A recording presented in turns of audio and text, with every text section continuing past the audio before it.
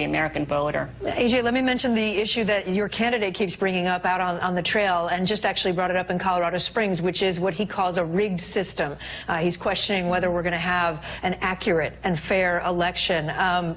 You've got just a few weeks to go, and President Obama this afternoon kind of pushed back pretty hard against Trump on this. And let me play what President Obama said and get you to respond. Sure. That is both irresponsible and, by the way, doesn't really show the kind of leadership and toughness that you'd want out of a president. You start whining before the game's even over. So I'd advise Mr. Trump to stop whining and go try to make his case to get votes. What's your response?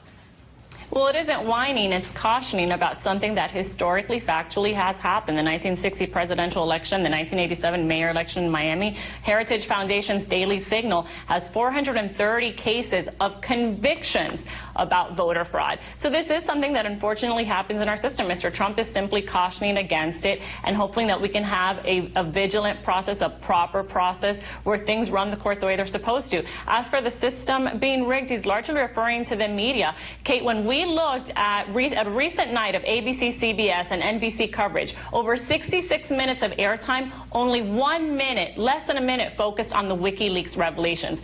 Who wouldn't look at that and say, listen, the system is rigged to help Hillary Clinton? And all we're hoping is that, hey, the system plays out and election plays out and every vote counts and nobody feels disenfranchised, and that the American voter really has their say.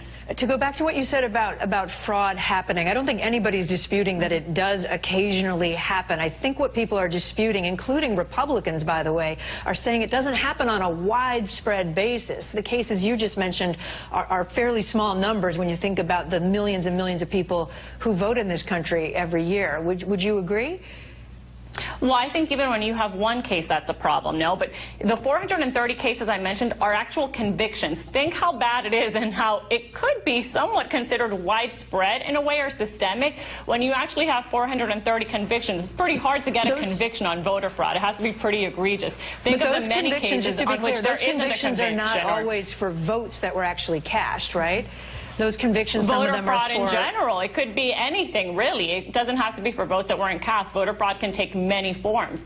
And if you think that there's 430 of actual convictions, how many aren't even brought as cases? Forgive me, doesn't that prove... This is an issue. Doesn't that prove the system is working, AJ? That there were convictions, that people were caught trying to commit voter fraud and were caught and convicted of a crime? Doesn't that kind of prove that our system does work? Well, that's like saying there are murder convictions, so murder isn't really a problem in the country. No, the fact that there are hundreds of convictions show that there is a problem, and also that there are many who are never brought or tried, and there is no conviction. This is a systemic issue, and all Mr. Trump is saying is, listen, let's make sure the process plays out the way it should. Let's be vigilant. And I think this is something that Democrats and Republicans alike should applaud. There's nothing wrong with calling for a process to play out the way it should and cautioning against that not happening.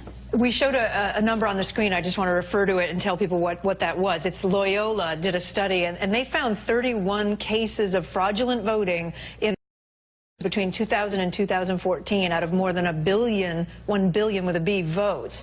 So not a large number of actual votes. And let me just read one thing that a Philadelphia Republican city official said yesterday. Okay, this is a Republican. The threat to the integrity of elections is irresponsible accusations that undermine confidence in the electoral process. He's sort of making the same point that President Obama made. Are you not undermining people's confidence in the system?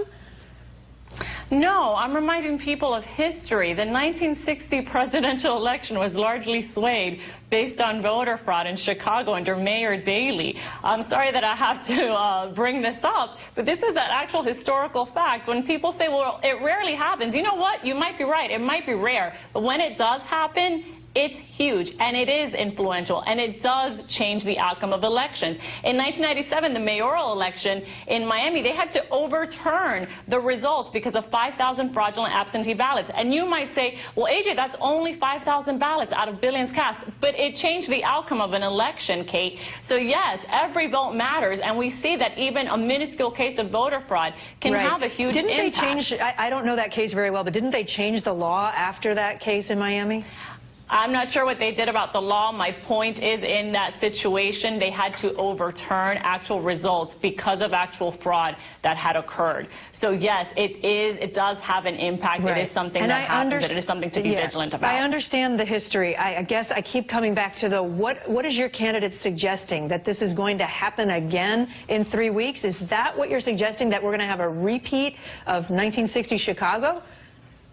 Well, to be vigilant, listen, Chris Matthews, an anchor on your own network, which I greatly respect, has spoken of the widespread voter fraud in Philadelphia. I don't see any of you kind of balking or feigning outrage when Chris Matthews, or when the late Senator Democrat Arlen Specter, for years, who spoke about the problem of voter fraud. Apparently, it's only when Donald Trump brings up the issue of voter fraud that it's considered egregious to even say this. So all he's saying is, let's be cautious. Let's listen to Chris Matthews. Let's listen to the late Arlen Specter. Let's listen and see what happened in the 1960 presidential election. And let's make sure it doesn't happen this time. Democrat, Republican, let's applaud that. Let's come together and make sure we have a proper, good election this year. AJ Delgado, thanks so much for your time today. Thank you, Kate. Up next, more on Melania Trump's defense of her husband's comments about women, comments that she calls, quote, boy talk.